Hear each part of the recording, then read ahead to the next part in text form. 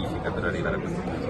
Ma direi professionale, ringrazio tutti quelli che hanno lavorato perché così sia. E abbiamo fatto un bel lavoro, abbiamo portato a casa il risultato di avere oggi la certezza che Cortina, per quanto riguarda il Veneto, è sede delle Olimpiadi, poi assieme ad altre realtà, tra le quali Verona, che avrà la serata di chiusura. Ecco, a proposito di Verona, qual è il programma?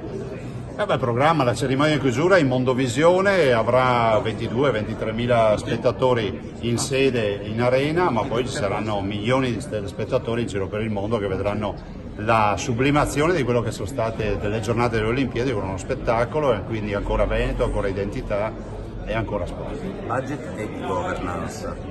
Ma guardi, la partita del budget la stiamo affinando, abbiamo già i nostri dossier che sono abbastanza precisi. Diciamo che abbiamo coinvolto 3 università, Sapienza, Bocconi e Ca' Foscari, abbiamo voluto con forza la Ca' Foscari per valutare anche qual è il ritorno. Ricordiamo che si prevede un incremento di PIL del Veneto, e questo non guasta, oggi sono 150 miliardi di euro, e poi un rilancio di tutto quello che è il comparto sciistico, il comparto della montagna invernale, della montagna estiva, e quindi direi un nuovo rinascimento per la montagna. La più grande sfida per il Veneto insomma è quella dell'autonomia.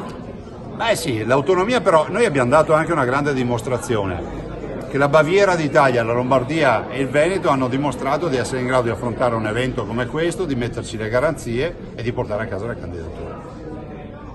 Te l'aspettava?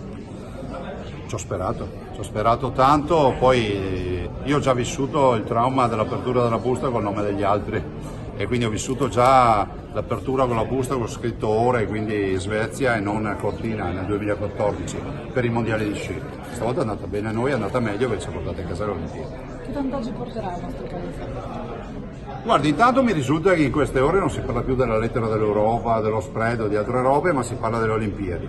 È un momento di coesione, di valorizzazione dei territori, di economia, e soprattutto guarda il futuro con positività in un paese nel quale il pessimismo sta diventando cosmico come quello leopardiano. E non ci saranno sprechi.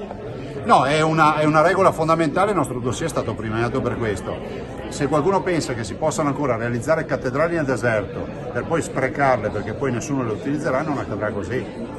Perché non le realizziamo? Perché utilizziamo quello che abbiamo ristrutturando, e perché ogni investimento che facciamo avrà comunque una ricaduta con piano di gestione che darà la garanzia che non si sprechino soldi. Un esempio, il villaggio olimpico. Dice bene, il villaggio olimpico di Cortina verrà smontato e diventerà sede di protezione civile in giro per il Veneto. Dolomiti Patrimonio UNESCO, quanto hanno pesato il manipolato dell'anniversario? Beh, tantissimo, hanno pesato tantissimo, visto e considerato che proporre in un dossier come sede olimpica il patrimonio dell'umanità non è da tutti i giorni, forse è accaduto solo con noi fino ad ora. L'abbiamo visto esultare più di quanto è stato eletto varie volte, come mai? Lei addirittura saltava, mai visto saltare?